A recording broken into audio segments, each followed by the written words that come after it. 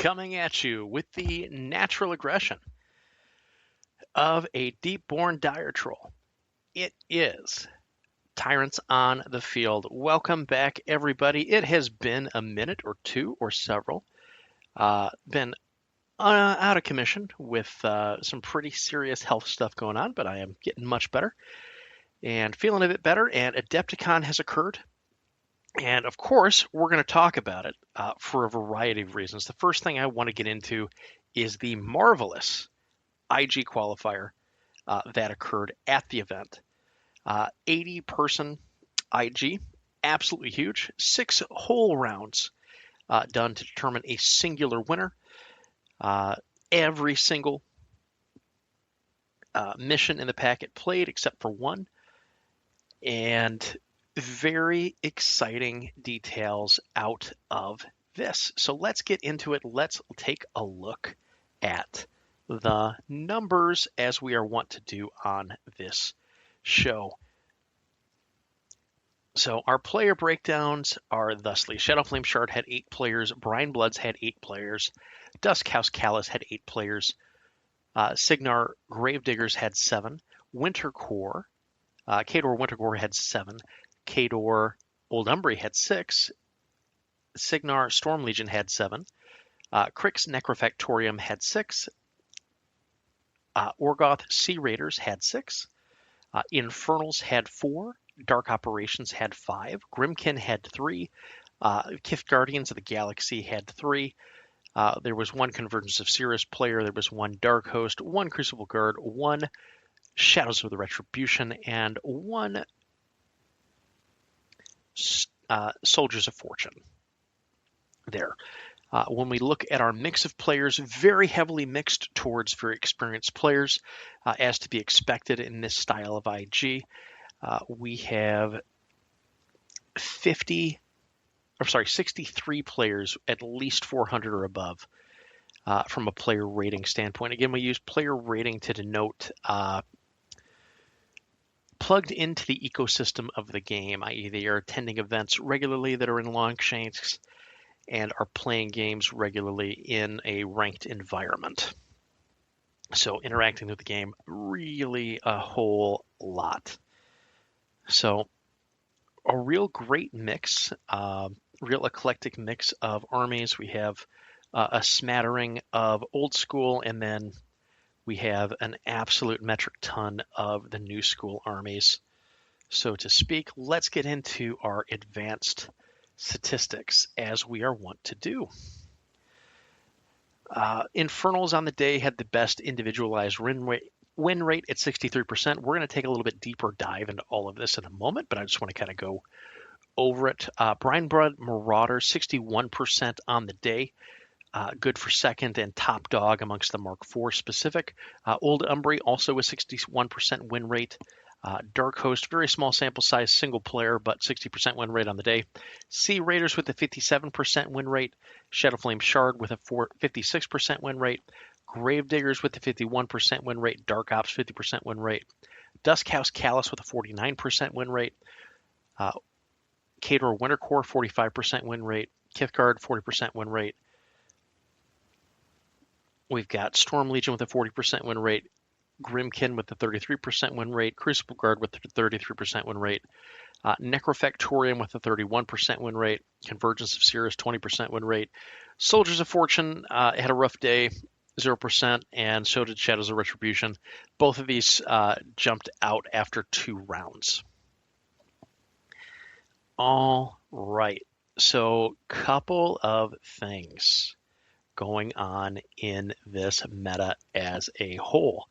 As to be expected, guns are the order of the day, and I'm going to include Agathon in that. If you'll notice, every single game that was played for Infernals was played with Agathon.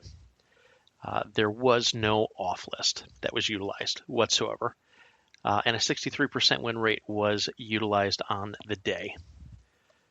Brinebloods Marauders, Firequill, notably, was the top played caster in Brinebloods and good for a 74% win rate individually, meaning he's 13 basis points above par.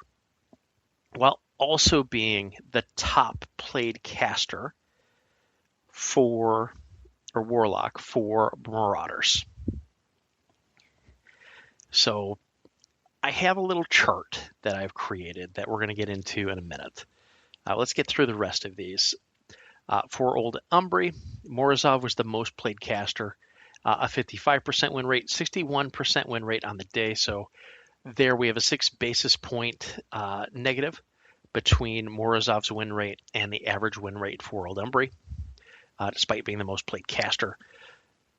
For Sea Raiders, another interesting one, 57% win rate on the day. Most played caster was Kishtar. Kishtar had a 38% win rate. So we saw a drop-off of 19% when utilizing Kishtar, when she was the most played caster. So there's some things we are going to talk about here, but this gunline caster seems to be struggling the most right now, and I have some thoughts on why. Shadowflame Shard. Shadowflame Shard, 56% win rate. Lilith, most played caster, had a 70% win rate. Gravediggers, 51% win rate on the day. Most played caster was Kane. Kane at a 63% win rate, or 12 basis points better than the faction's win rate as a whole in the event, was when Kane was on the board. Thexus again, very much the show in Dark Operations. Dark Ops had a 50% win rate. Thexus had a 52% win rate. There was one game that Siphon was dropped in, and Siphon lost that game. Duskhouse Callus, 49% win rate on the day. Most played caster for House Callus was Seraphel. Seraphel was 53% win rate. So Seraphel was 4% better than the base field for Duskhouse Callus.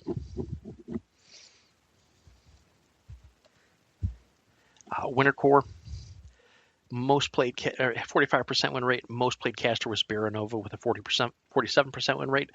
So 2% better was Baronova than the base of the field, and was the most played. Kithgard was pretty much a dead heat between Craghorn and Baggity Bomb. In Storm Legion, we had a 40% win rate. Sparkhammer was the most played. He also had a 40% win rate, so 0 delta between most played and the average for Storm Legion. Necrofactorium, 31% win rate on the day for Necrofactorium.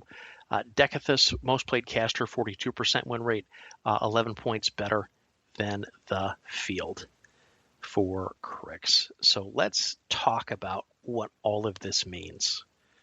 So if we chart all of this out and we pull the most played casters games from each of these factions, a couple of funny things happen.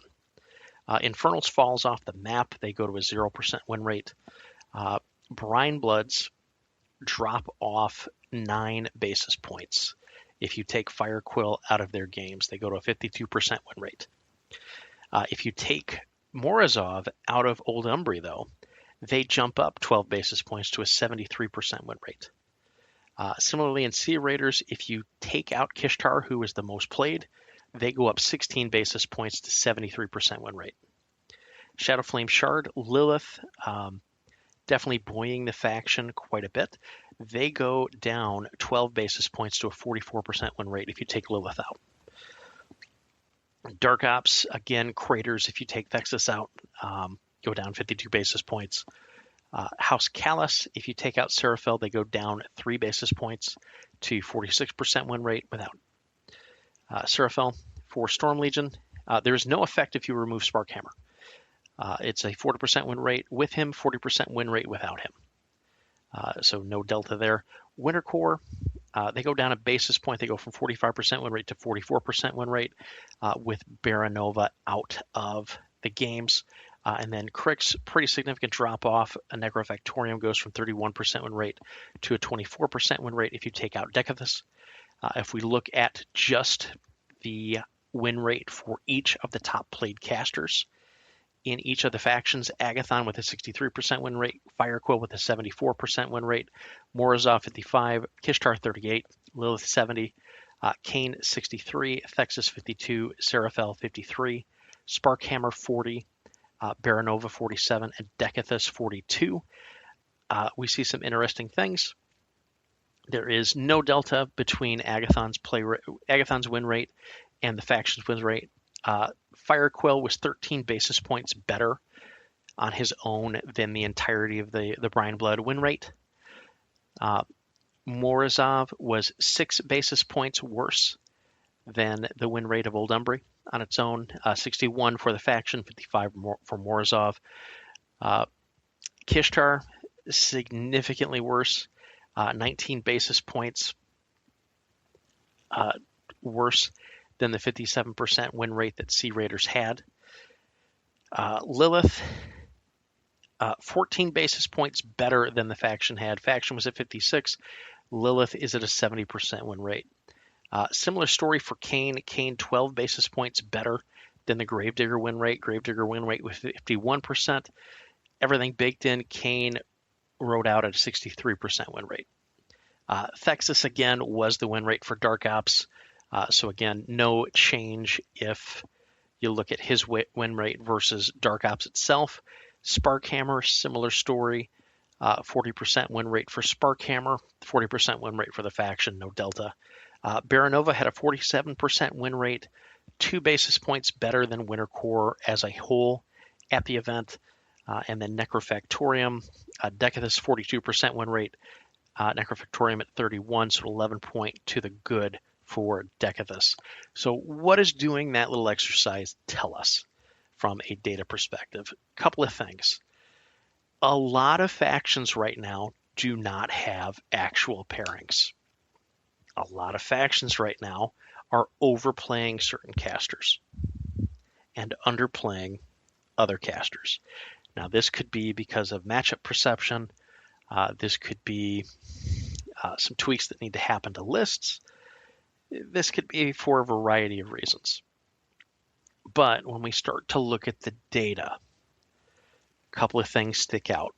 It is very obvious that Kane is the best caster in Gravediggers.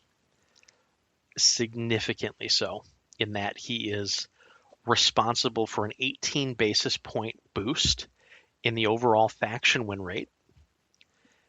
And he is performing above the overall win rate average by 12 basis points. Lilith, a similar story. Lilith is very much buoying Shadowflame Shard. Shard without her would be at a 44% win rate for the event.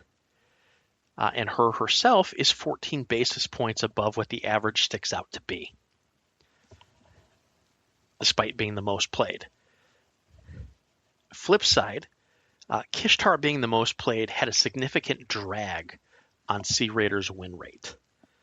Sea Raiders' win rate without her jumps to 73%. It goes to the top of the entire event.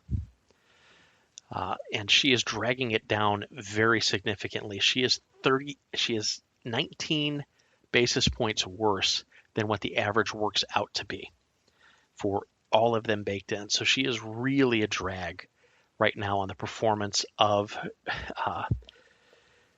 Sea Raiders at the event. Interestingly, Morozov also a little bit of a drag on Old Umbry's numbers. Again, 61% for Old Umbry as a whole, Morozov at 55, so a 6% drag there in terms of performance. If you take Morozov out, he is bringing down the average 12%. 12 basis point different with him out of the faction than with. But this means he is catching a lot of strays in terms of he is going into matchups where he is slightly favored or worse. And he's able to come out with a little bit better than a coin flip percentage win rate. The other casters are being played into their more favorable matchups. And as such, they're reaping a 73% win rate. So I think there are points where there are games where Morozov may not be the drop. And it may be to try to put somebody else into some of those drops. And that is kind of the tweak and the magic of what we're looking at here. Firequill, also a very interesting stat point. Firequill is raising the level of Brinebloods significantly. He's raising it 9 basis points without Firequill. They're at 52% win rate. They're at 61 with him. His win rate on his own is 74, so he's 13 basis points better than that average that he's already bringing up. And he's the most played. There is no Infernals without Agathon right now. Just nobody else was played at the event. So guns are very real. Guns are very alive. There is a real delta between a lot of other casters that are seeing high play rates and the rest of the factions. And it is going to be imperative that certain factions find their feet in terms of that secondary caster. That can change around some of these bits. And I think Old Umbry needs to take a serious look at how they're utilizing Morozov in matchups. And see if there are tools that could be shifted into the other lists, pun intended, that could help there. But let's take a look at how the event shook out from an IG perspective. We'll roll through it here. Really an amazing event on the whole. It was great to quasi-watch the final from the safety and comfort of my bed because of some wonderful live discording from Rich showing off the position and giving us basically live tweets of Andy and Rolf's game. Rolf had an amazing tournament with his Necrofactorium, ended up on strength of schedule being 5th, but was at top table against Andy undefeated with a very different Decathlus list that is really well gone over by friend of the channel, Ryan Sharaboga's channel, The Spell Rack. So go ahead and check that out. And he does a great deep dive on it. But Andy Bev takes the entire event with Brinebloods. And as all of you know, I have always teased Andy on the show and will always tease Andy on the show about Brinebloods because they're a trash faction played by trash people. But Andy was able to overcome all of that and win the event with a mixture of Firequill and Thorga. But we have to talk about the gauntlet that he went through. He had a 25 strength of schedule here, but let me just go through his games. In round 1, he took on owner of the company, Rich Loxham, won on scenario on pressure point. In round 2, much lesser opponent, not very well known, Mr. JVM, a Jake Van Meter. Andy went ahead and pushed him aside on Wolves on scenario, beating him by 5 scenario points with Thorga. He played Thorga into Rich Loxham's Sparkhammer. Andy took Firequill into Paddy Gillespie's Agathon, won that on scenario 6-2. He played Thorga into Peyton Price's Shadowflame Shard Lilith, won on Assassination on Payload 8-7. Then played Joe Marion in a Brines Mirror. Andy played Firequill and Joe played Baggity Bomb. It was on high stakes, and Andy won on Assassination. And then in the final, Andy took on Decathlus, piloted by Rolf, and won on fault lines on Assassination. Rolf ended that with 9 scenario points. Andy had 1. Andy won on Assassination. Really a tremendous one by Andy Bev. Run by Andy Bev. Huge props to him over the weekend. Played a great weekend, including team tournament, which we will get into. But his performance in the IG is second to none.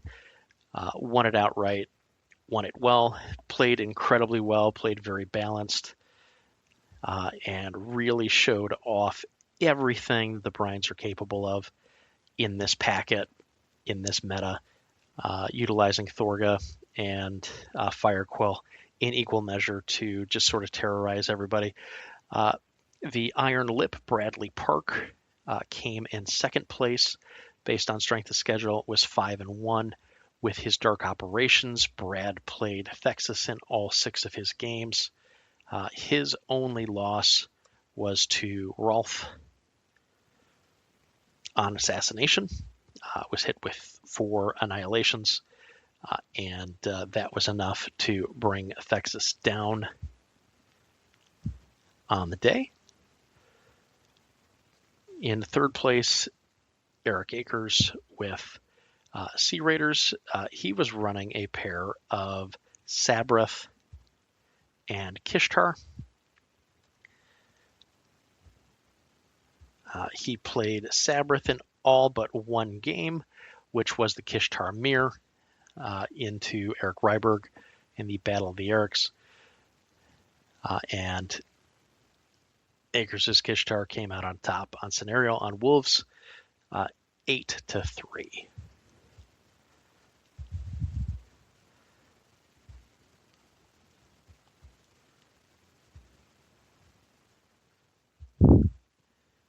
And then his only loss was to Brad Park, and that was on Death Clock.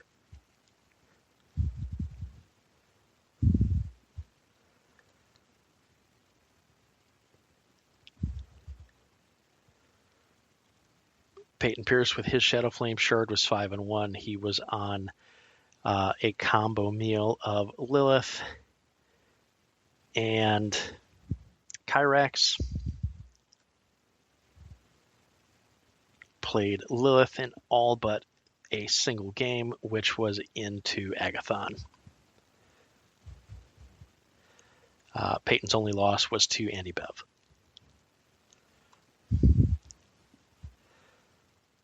Ralph in 5th place had a combo meal of Decathus and Sipsera. He played Decathus all day with sort of a meat and mountain list, double Criterions, double Mechanothrall Brutes, double Night Terrors and Furies, with a Hellraker and an Iron Lich Commander, Thymestra, and a Raptor with a Beaked Maw and an Arc Node. Decathus doing Decathus things. He played into Wintercore, played into double Dusk, then played into Brad Park, then played into Eric Eicherman, and then finally lost in the final to Andy Bev.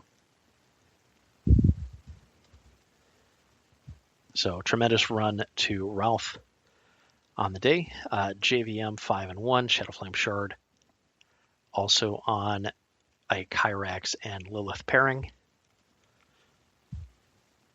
Andy Cash with Old Embry in 7th position on a Yana and Morozov pairing. Played Morozov 4 times and Yana twice. 5-1 on the day. Brandon Owens 5-1 with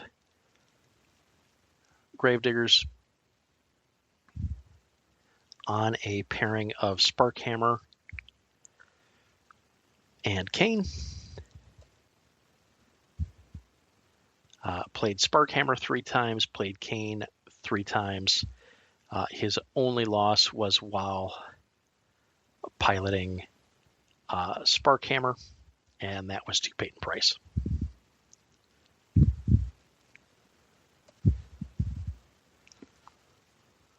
Reichert also 5-1 with Brinebloods, also on a pairing of Boom Howler and Firequill.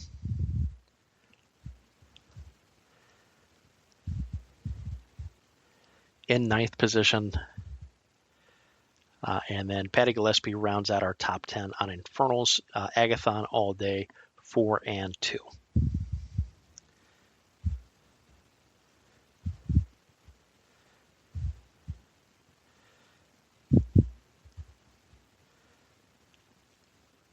Quite a field.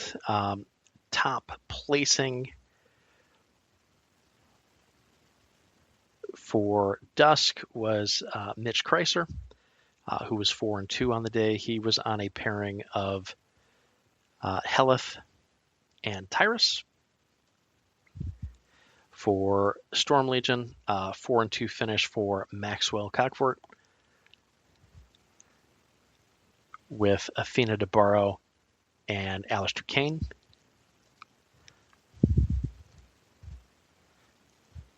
And then finally in 19th position, top placing Winter Corps at 4-2, local favorite Dan Horsnacki, with a mix of Baranova and Savarin.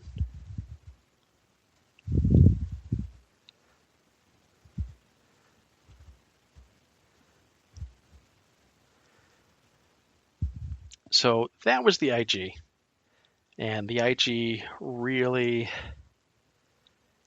tells us a lot about the meta as a whole, in that we are very much in a gun meta, but we are starting to find some solves. Brines presents the best solve in Thorga, and they also present a very live and active gun line in Firequill. Momentum continues to be a very efficient gun type into the meta as a whole. Lilith continues to present significant issues for the meta. You see 2 Shadow Flame shards in top 4, or sorry, in top 6, and being right there throughout. Having a very active Lilith, who is very difficult for the rest of the meta to profitably interact with. Again, notated by her incredible individual win rate. It's when you can force Shadow Flame Shard off of her that you have a far better chance, at least currently in the way things are built. You have Roth with sort of a meat and mountain innovation. With Decathus, that was very efficient on the day, was able to sneak into where the meta wasn't and do significant work. Orgoth continues to find ways to just win behind very strong pilots. You've got Old Embry in the mix. You have Dark Operations utilizing all of their various tricks and very cheap infantry to be right in the mix all of the time. We've got Gravediggers obviously gaining a ton from Kane right now and trying to find an off list that will work sufficiently. And then Infernals are out there on the periphery. I think Vorgoroth does a ton for them, and I think you will see that help to round out the pair so that they can have some stronger and more consistent finishes. Because Agathon is doing a ton of work right now, and in the matchups where there are answers, they're going to struggle a bit.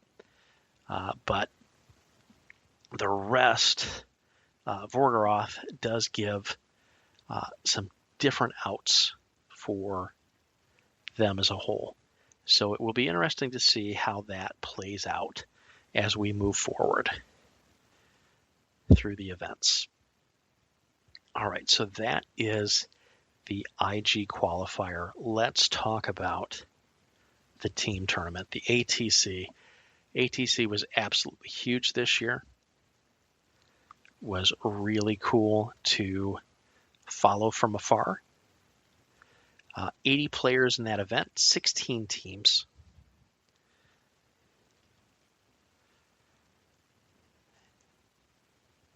and a great diversity of casters and whatnot. Team America won first. So that was the team of Brad Park, Corey DeMunn, Dan Riker, Jake Van Meter, and Brandon Owens. For this event, they called themselves Gunther and the Bevs. They were on a mix of Dark Operations, Old Embry, Brinebloods, Shadowflame Shard, and Gravediggers.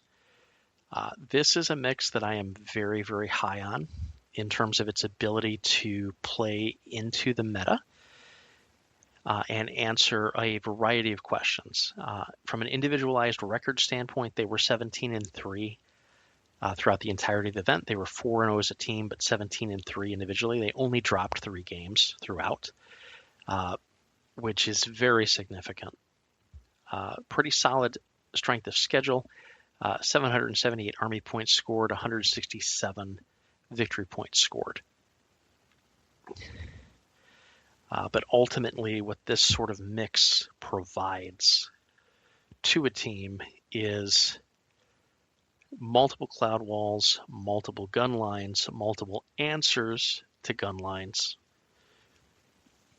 and a couple of lists that are very active and able to play into a variety of the field. I think OU is incredibly strong into the field as a whole. And when you can sort of steer it away from some of these stronger gunline matches that it doesn't want to play into, it gets even better.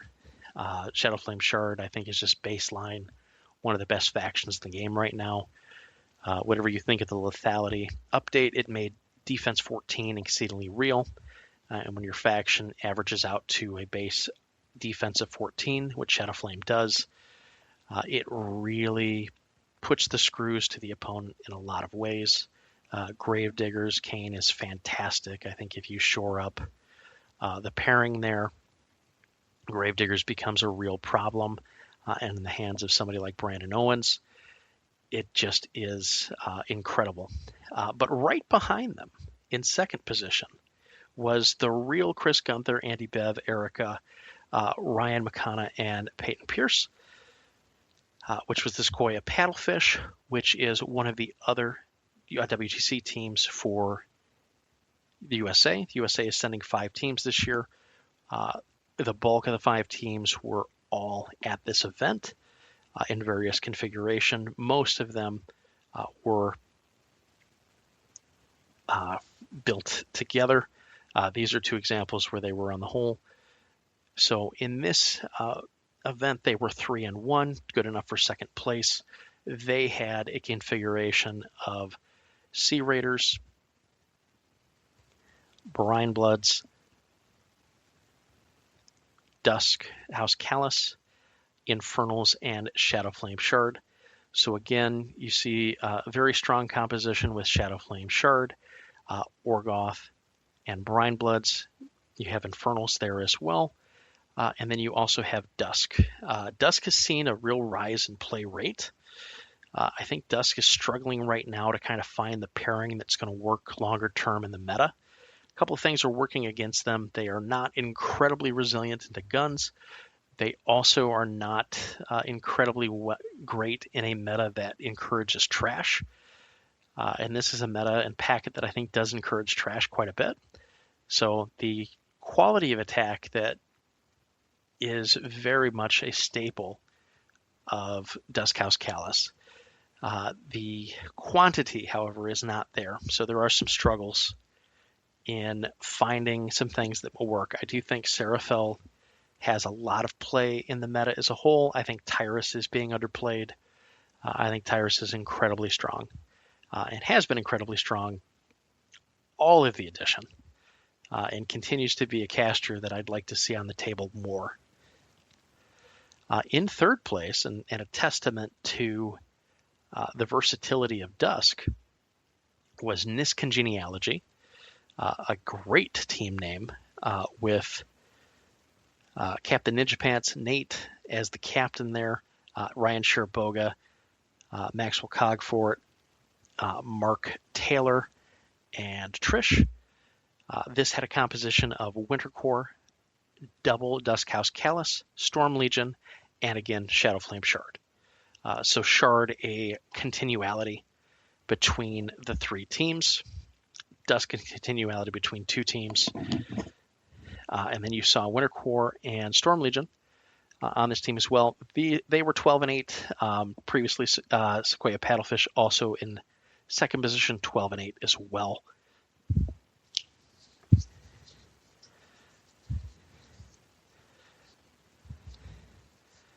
Fourth place team was We Love Committing War Crimes, also on 3-1. Their team comp was Old Umbry, Storm Legion, Necrofactorium, Brinebloods, and Sea Raiders. This team consisted of Mark Unak, Robert Brennan, Marcus Benson, Thomas Bance, and Eric Ryberg. To round out the 3-1s, giving them a shout in fifth position was Blood, Sweat, and Beer PDX, which was Jake Cooper, Chase, JC Cervantes, Brett Cordell, and James Thane.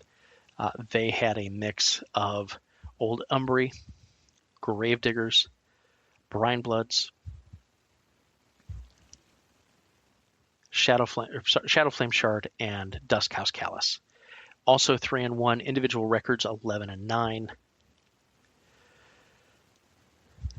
This Oregon team was played very well.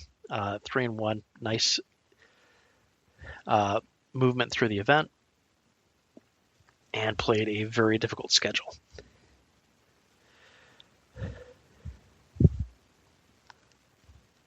Team USA 2, which did have one sub because Travis unfortunately was running the event and was unable to be on the team for the event, was Rick Coe, Andy Cash, Mike Gabarini, Eric Akers, and Zach Watson for the day. This was USA Pinnacles. This was a mix of Soldiers of Fortune, Old Umbry, Gravediggers, Orgoth Sea Raiders, and Winter Core. They were 2-2 on the day, good enough for sixth place. 13-7 individual record, 147 victory points, 836 army points destroyed.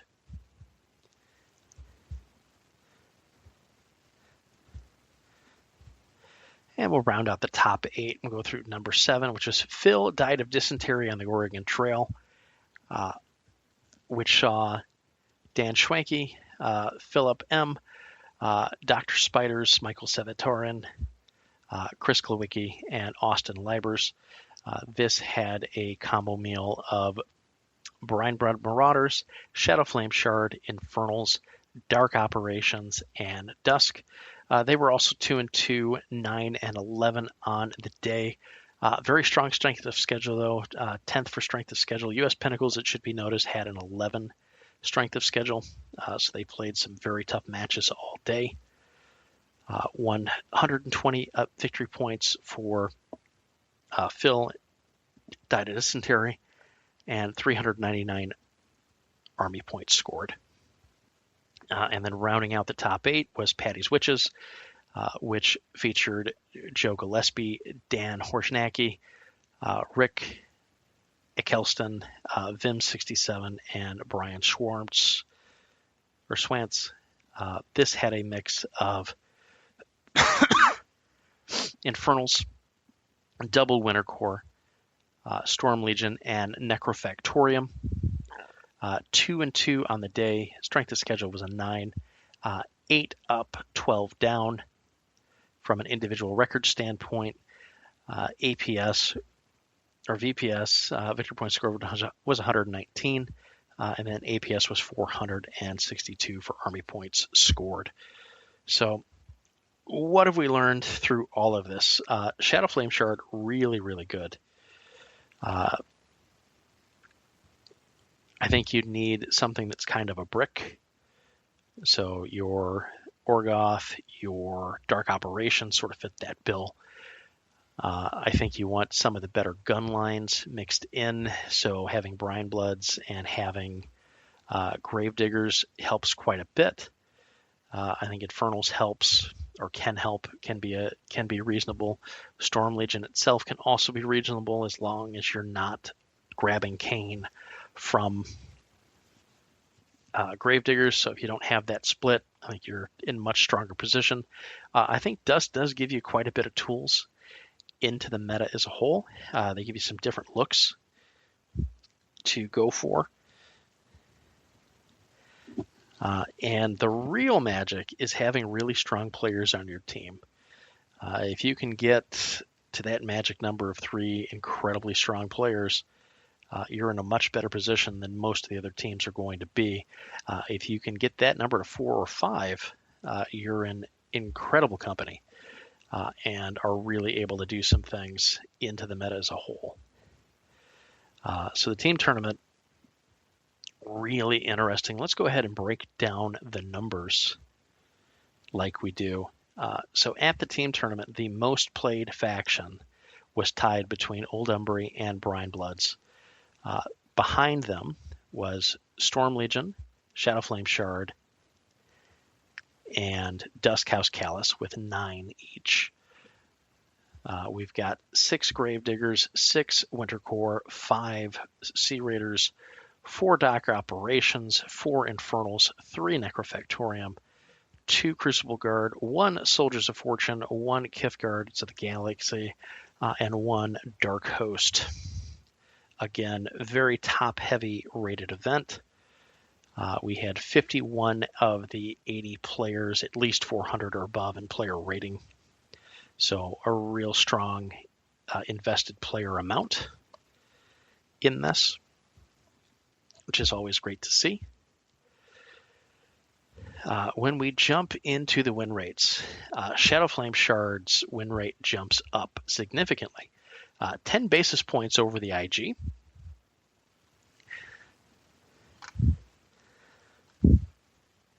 And we see, again, similar play rate for Lilith that we had to the IG.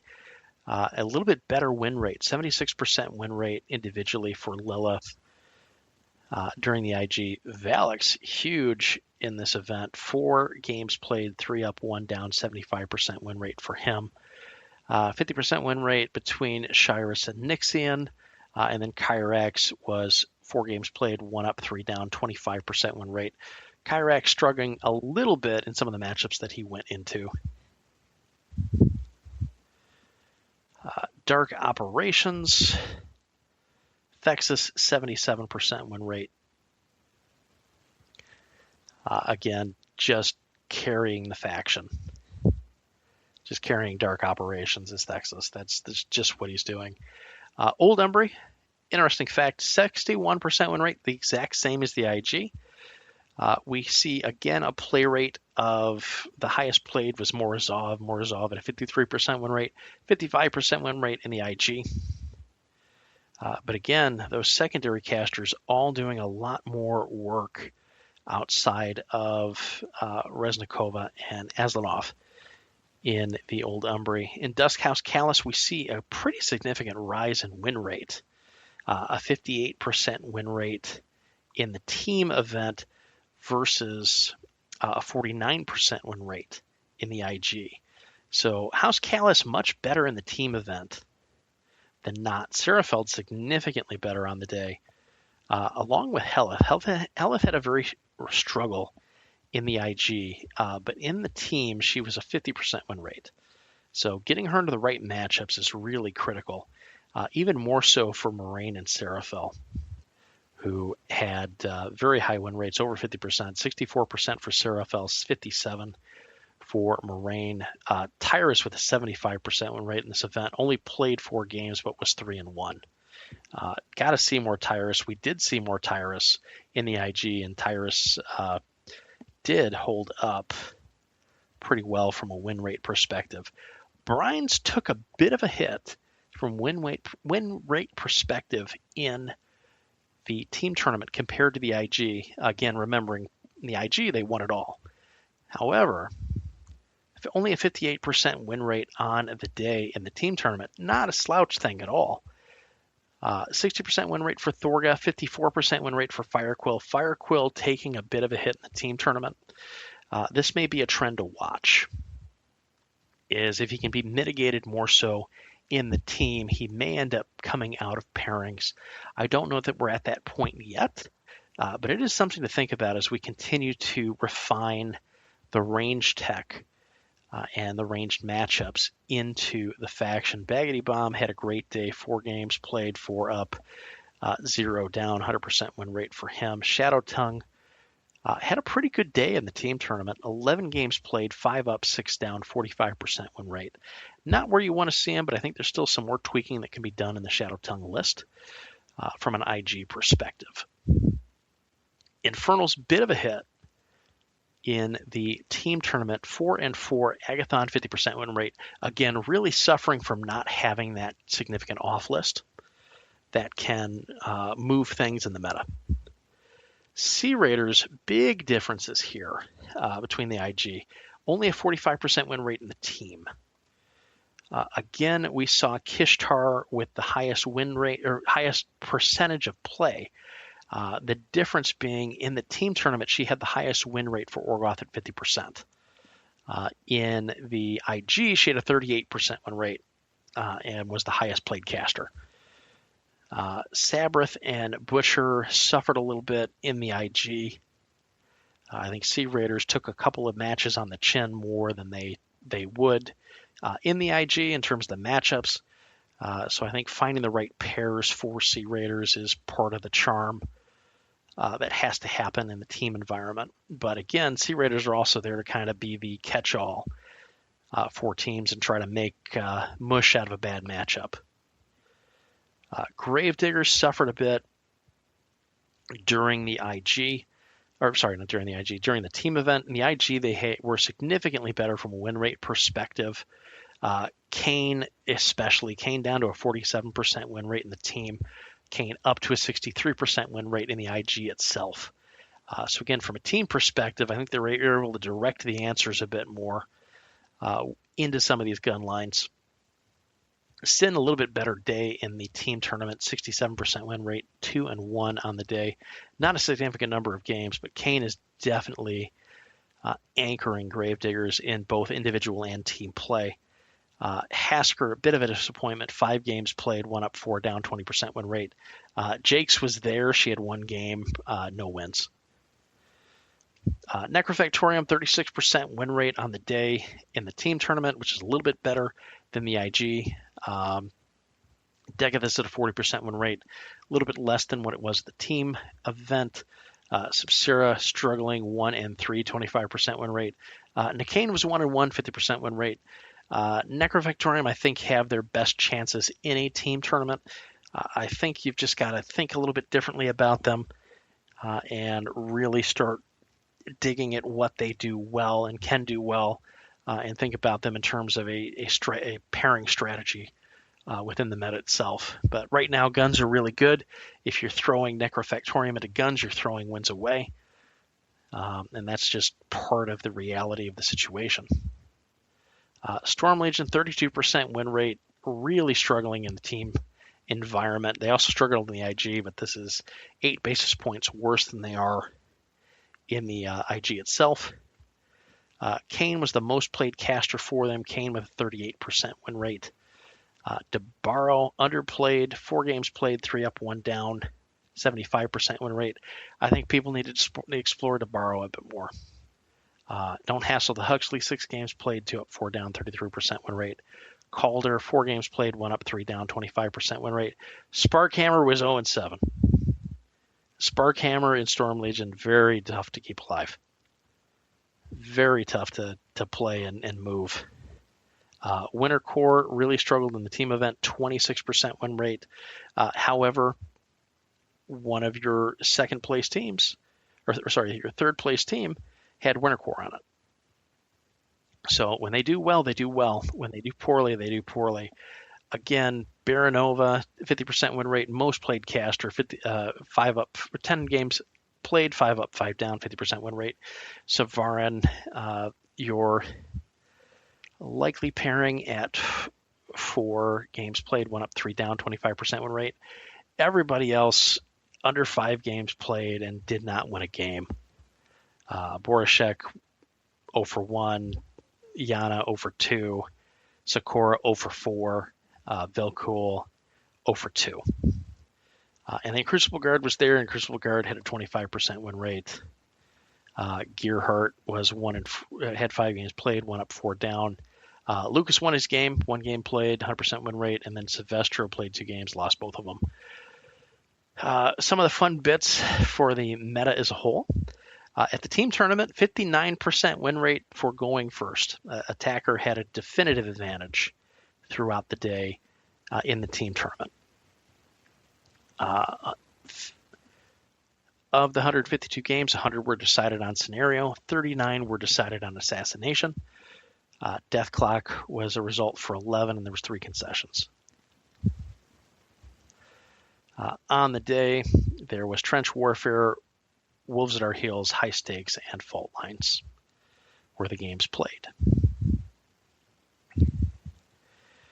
So a couple of things that I'm seeing in the packet, and I'm seeing in the team tournament, and I'm seeing elsewhere. I really think that we are entering our who's the beatdown era of War Machine. And what this means is 1 billion years ago in Magic the Gathering, there was a magical article that was written about understanding if you are the player that is winning by beating the other opponent over the head, or you are winning through some other means. Essentially, there's a control and there's a beatdown. And I think that this packet, because of the nature of how live it is, and how well you can win sometimes with a very strong scenario push and defensive feat, that one of the counters to that, and we're sort of seeing it bear out in the numbers, is you understand that you are going to be the beatdown in a certain game, and that your actual win, your actual out, is to try to assassinate your opponent. And this is why I think assassinations are up compared to where we were this time last year. I think it is fundamental to the packet that one of the players ends up in a position that the scenario is going to go south pretty rapidly. And it is up to you to utilize your resources to try and remove the opponent's caster. And I think that that is bearing out in the numbers, and I think this is also one of the reasons that range casters are doing so well, is the flexibility they give, 1, to remove objects at range, and 2, to put pressure when they are not in a dominant scenario position, to continue to pressure the opposing caster to provide you with that out in many, many cases. So it is something to think about and something to look into, is think about how your game is going and understand if you're the beatdown or not. I think the days of being able to play an even attritional game are not quite what they were, because the packet itself is very actively fighting against us doing these things, which is just where we're at. And so it's interesting to look at and think about. Adepticon, to me, just really highlights you have to have a plan for range. You have to have a plan for these scenarios. And I think part of that plan is being more active in executing the opposing caster. And also being in a position where you can solidify your scenario and then work on your caster security. If you can do those things, you're going to win more games. But it's something to watch out for, something to think about. It's a thought that I'll leave you with. I hope you all are well. I hope you all stay well. Slowly getting better. I look forward to seeing you all playing around the net And yeah, we'll be back in the next one to discuss some more data from the world of War Machine. Thank you and have a wonderful day.